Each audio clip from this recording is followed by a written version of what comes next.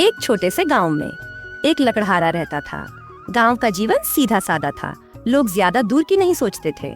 उस साल गांव में चर्चा थी। गांव वाले आपस में, इस बार ठंड नहीं पड़ेगी। पिछले साल भी कुछ खास ठंड नहीं हुई थी। लकड़ी जमा करने की क्या जरूरत। गांव वालों को लग रहा था कि सर्दी बस नाम की होगी, इसलिए किसी ने लकड़ी जमा नहीं की। लेकिन उसी गांव में एक लकड़हारा था जिसका नाम था कल्लू।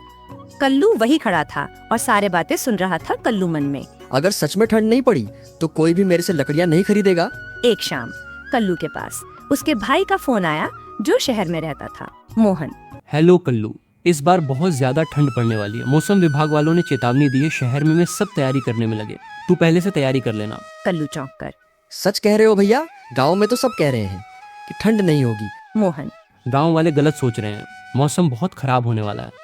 फोन कटते ही कल्लू के दिमाग में एक नहीं कई बातें घूमने लगीं। कल्लू मन ही मन, अगर सच में ठंड पड़ी और गांव वाले तो सोच रहे हैं कि इस बार ठंड नहीं होगी और कोई भी लकड़ियाँ इकट्ठी नहीं करेगा, अगर मैंने अभी से ही लकड़ियाँ इकट्ठी करने शुरू करे तो मेरी लकड़ी बहुत बिकेगी। यहीं से कल्लू के दिल में लालच ने जगह बना ली। अगले दिन से कल्लू रोज जंगल जाने लगा। सुबह जल्दी निकलता, शाम देर से लौटता।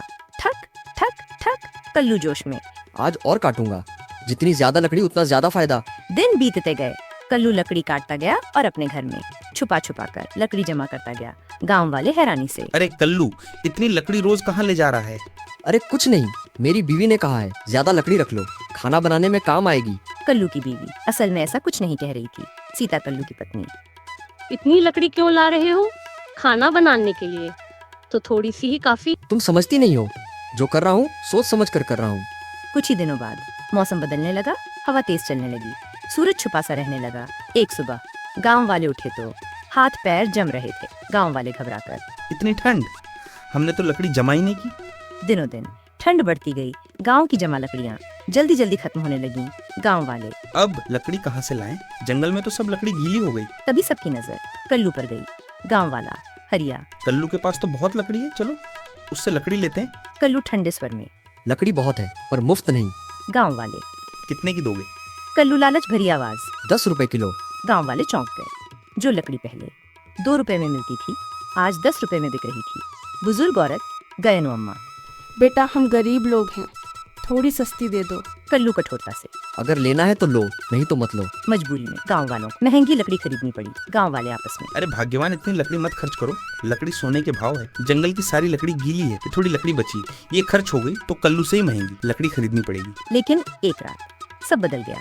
उस रात ठंड ने रिकॉर्ड तोड़ दिया। कल्लू की बीवी सीता तेज बुखार में कांप रही थी। सीता कमजोर आवाज, ये मुझे बहुत ठंड लग रही है। कल्लू ने लकड़ी जलाई लेकिन ठंड कम नहीं हुई। वो घबरा गया। कल्लू डरते हुए, अगर कुछ हो गया तो पैसा किसी काम का नहीं रहेगा। तभी दरवाजे पर एक आवाज आई, खट खट। गांव का बुजुर्ग अशोक बाबा और सभी गांव वाले।